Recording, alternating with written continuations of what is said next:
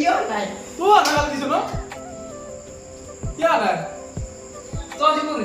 এই চলে আনিছা গুড ইভিনিং স্যার ঠিক আছে নে বাবা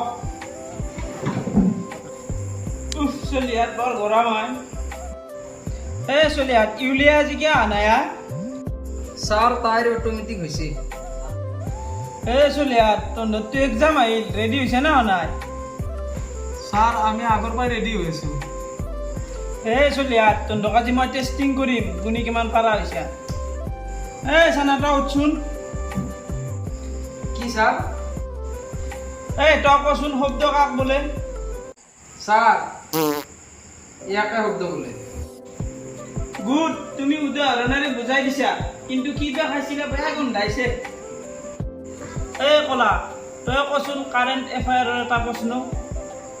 বৰ্তমান অসমত কি চলি আছে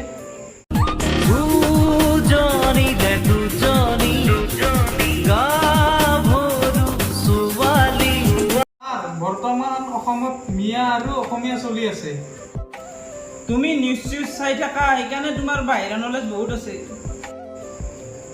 ধন তই কচোন who is Katrina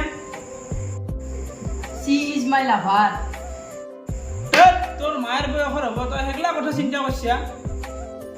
right answer Katrina is an actress Sana তুমি আমার টপার লড়া তুমি এটা সায়েন্সর এনসার কচোন সকলোৱে শিকক গোলাকাৰ বস্তু কিয় ধুনীয়া স্যাৰ গোলাকাৰ বস্তু সদায় সযতনে ৰখা হয় যেনে পৃথিৱী মাই dear student this is right কলা তুমি কচোন ফিলিংস বুলিলে কি বুজা ব্যাখ্যা কৰি বুজাই দিয়া স্যাৰ কি কম ফিলিংসে জীৱন বৰবাদ কৰি দিয়ে ফিলিংসে কেতিয়াবা দুৰ্বল কৰে দেহা যেনে সদায় মই টিউচনলৈ চাইকেল লৈ আহি ভাগৰি পৰোঁ মনোবল কিন্তু কেতিয়াও নেৰোঁ ঠিক আছে তন্দে আৰু অলপ পঢ়িব লাগিব now you are good but not brilliant তন্দক মই কেইটামান ইম্পৰ্টেণ্ট কুৱেশ্যন দিম পটাপট লাগচোন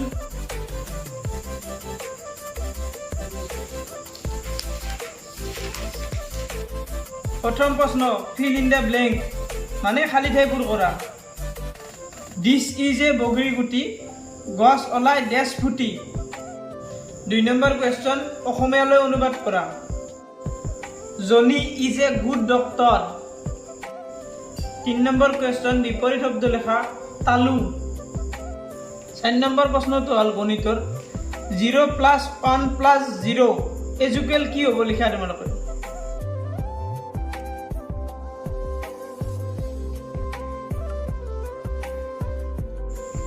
তোমালোকে কালি উত্তৰকেইটা লিখি আনিবা মই চাম